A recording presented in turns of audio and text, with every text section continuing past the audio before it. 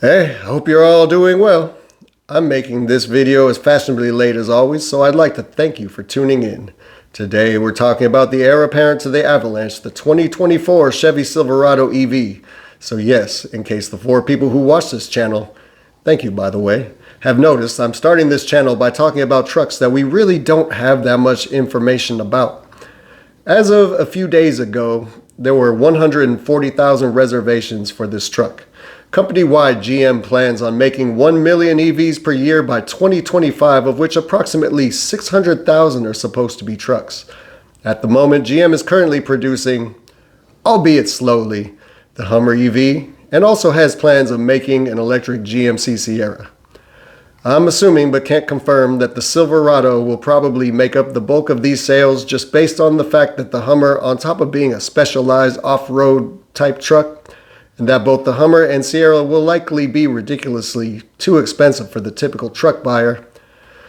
But before I ramble on too far off topic, let's discuss what we do know about the Silverado. It will likely range in price from $40,000 for the base work truck to $105,000 for a fully loaded RST model. I'm guessing, since every single aspect of this truck as revealed during the unveiling has obviously been designed to just barely best the Ford Lightning, at least in appearance, that trend will continue with most Silverados built ranging in price from, I'm guessing, around $50,000 to under $80,000. So GM has sold more than 200,000 EVs, so since Build Back Better didn't pass, the Silverado will likely not qualify for any tax rebate. This channel is not designed to be a place for politics, and my opinion and your opinion both need to be respected, whether we agree or not, so I won't state any opinion either way. But I will say that the tax rebate isn't necessarily completely dead in the water depending on which politicians get elected in the coming Senate elections. But if I were you, I really wouldn't base any plans on any new incentives being passed in Congress. One major complaint that I do have about the Silverado is that it doesn't look like any of the cool features that grabbed all of our attention will be available on the work truck. Even though the work truck is what I placed a reservation for, the only thing about it that I can really get excited for is the price. That's assuming that I can get my dealer to commit to MSRP and that I will actually be able to get the cheap truck. Last I checked, my dealer hasn't decided whether or not they are charging a dealer markup or not. I should be getting a Ford Lightning sometime in the next few months, so I'm not really trying to get too aggressive with my dealer right now about paying above MSRP. But in case my dealer is watching, I refuse to pay more. And many people are like me, so make the smart decision. The RST is supposed to be able to tow 10,000 pounds, and the work truck is expected to tow 8,000 pounds. There's no official word that I've found that mentions any special tow packages for the work truck, but I really think it would benefit Chevy to offer this. After all, people who use their trucks for work won't buy a truck that can't tow their equipment. There are plans for a truck that can tow up to 20,000 pounds in the future, but if you want that, you're going to have to wait a while. Chevy is advertising a 400-mile battery, but it doesn't appear that this will be available on the work truck. There has been no mention to my knowledge about the range for the work truck, so time will tell. The interior for the RST looks really nice with a glass roof and a fancy infotainment screen. The renderings for the work truck's interior look really basic to me in comparison.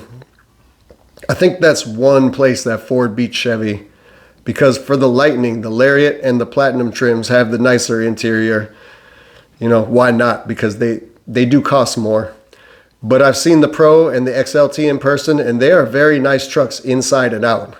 I'm hoping that Chevy's work truck interior is nicer than I think it's going to be, but honestly, I test drove some 2021 Silverados, including the RST and LT Trail Boss, and I felt like the interior wasn't nearly as nice as the interiors offered by Ram and Ford.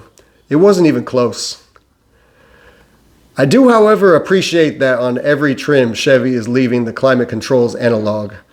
Most manufacturers seem to be trying to make everything digital, and all this is really doing is overcomplicating what should be a simple process. So from the bottom of my heart, Thank you, General Motors, for using what I think of as common sense. One feature that will not be available on the work truck for some reason is the multi-flex tailgate, which is basically the foldable back wall that was also available on the Avalanche and can be used to increase the size of the bed. The Silverado comes with a standard 5-foot 11-inch bed, but can be expanded to just under 11 feet. Even though I reserved this truck within the first 2 minutes after the unveiling, GM's pettiness during the unveiling was both funny and irritating at the same time. Ford announced a 0 to 60 in 4.5. Chevy says 0 to 60 in under 4.5. Ford says 9.2 kilowatt power supply, so Chevy does 10 kilowatts. And Chevy made a big deal about how their base trim is supposed to beat Ford's by a few dollars. But that doesn't take away from the fact that this is a beautiful truck. It may even be the best truck. But it's too soon to tell. I don't know if I'm going to buy it, but I'm certainly going to keep my reservation even after purchasing a Ford Lightning, because Chevy may win my business when the time comes. I currently own a 2018 Chevy Volt and I love it. My only complaint is that I'm a big man and it's a small car and I just don't fit. But that's something I knew when I bought it. But it's a great car for what it's supposed to be, and I have no reason to believe that Chevy won't deliver on their promises. My only hope is that they release something affordable that offers better features than the work truck, or they change their minds about not offering some of their better features on the work truck.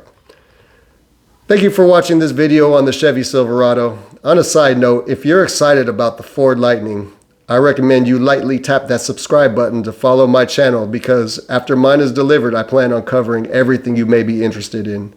I'm getting a Lariat standard range, and it's really hard to find reviews on the standard range, so stay tuned. Please comment on what you would like me to cover in future videos. Tomorrow I plan on recording a video discussing the upcoming Cybertruck clone being developed by Edison Future. Once again, thank you, and as always, have a wonderful day.